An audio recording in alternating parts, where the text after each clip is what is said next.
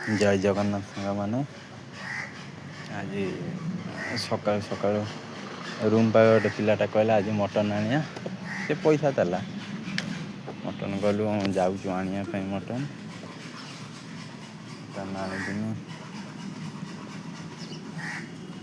Mutton କିଣା ହେଲା। 500 ଟଙ୍କାର ନେଲୁ ଆଉ। କେତେ ଗ୍ରାମ ହେଉଛି କ'ଣ ହେଉଛି ଭିଡ଼ିଓରେ ଅଛି ଦେଖିବେ।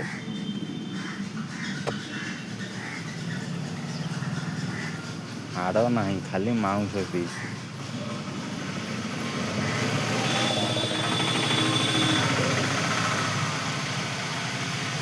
3 ଜଣ ଖାଇବୁ 500 ହେଇଯିବ।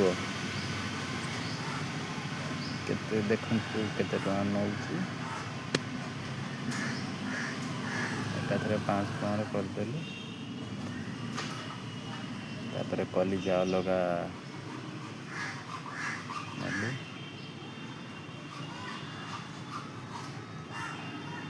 ପିସ୍ଟା ତାକୁ ଛୋଟ ଛୋଟ କରି ମିଡ଼ିୟମ୍ ସାଇଜ୍ କରିବୁ, ବେଶୀ ଛୋଟ ନୁହେଁ କି ବେଶୀ ବଡ଼ ନୁହେଁ।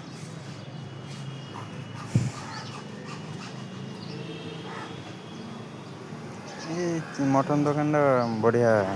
ଆମ ଏପଟରେ ମଟନ୍ ଦୋକାନଟା ଭଲ ଅଛି। ଚର୍ବି 2 ପିସ୍ ଦେଇଦେଲା, ବ୍ୟାଗରେ ପୁରେଇଦେଲା। ଏବେ ଆମେ ଚାଲିଲୁ ଘରେ ଆସି ଭାତ ଦେଇ ଟିକେ ଧୋଇଦେବା ଭଲକି। ଧୋଇ ଦେଇ ସାରିଲା ପରେ ଏବେ ତା ଦେହରେ ପିସ୍ଟା ଦେଖନ୍ତୁ କୋଉଟିକିଆ ପିସ୍ ସାଇଜ୍ ପୁରା ଓଃ। ଏବେ ଧୁଆ ହେଇଗଲା। ଏବେ ହଳଦୀ ପକେଇବା, ଟିକେ ଲଙ୍କାଗୁଣ୍ଡ ପକେଇବା, ଟିକେ କାଶ୍ମୀର ମିର୍ଚି, ଟିକେ ମିଟ୍ ମସଲା, ତାପରେ ତେଲ ଟିକେ,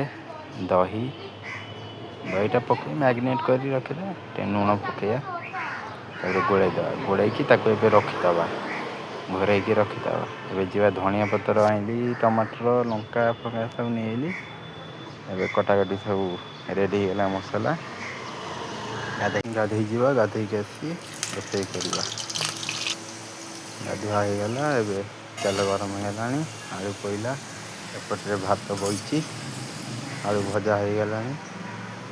ଏବେ ଗୋଟା ଗରମ ମସଲା ପକାଇବା, ତାପରେ ପିଆଜକୁ ଟିକେ ଜାରିବା ଭଲ କି।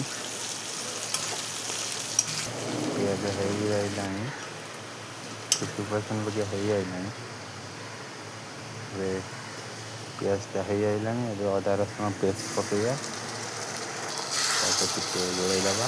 ଗୋଳେଇ ଟିକେ ଟିକେ ହାଲକା ଜାରୁଥିବା। ଏପଟେ ହଳଦୀ, ଲଙ୍କାଗୁଣ୍ଡ, କାଶ୍ମୀରୀ,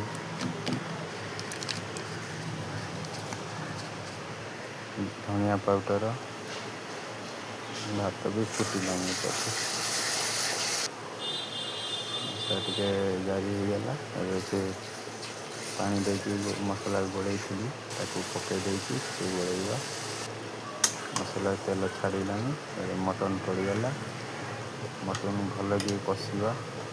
ଭାତ ବି ହେଇଆଇଲାଣି। ଏବେ ଆଉ ଟିକେ ପରେ ଗଳା ହେବ। ଆଳୁ ପଡ଼ିଗଲା, ରସୁଣ ପଡ଼ିଗଲା, କଞ୍ଚା ଲଙ୍କା ପଡ଼ିଗଲା। ଏବେ ଟିକେ ଗୋଳେଇ ଦେବା। କଲର୍ କ'ଣ ଦେଖାହେଉଛି। ଟମାଟର ପକାଇ ଟିକେ ଗୋଳେଇବା। ଗୋଳେଇକିନି ଘୋଡ଼େଇ ଦେବା। ଭାତ ଗଳା ହେଇଗଲା। ରେଡ଼ି ଭାତ। ମଟନ୍ କଷା ଚାଲିଛି। ବାଗେଇକି ମଟନ୍ ନ କଷିଲେ ଭଲ ଲାଗିବନି। ମସଲା ପୁରା ତେଲ ଛାଡ଼ିଗଲାଣି। କ'ଣ ଦେଖାହେଉଛି।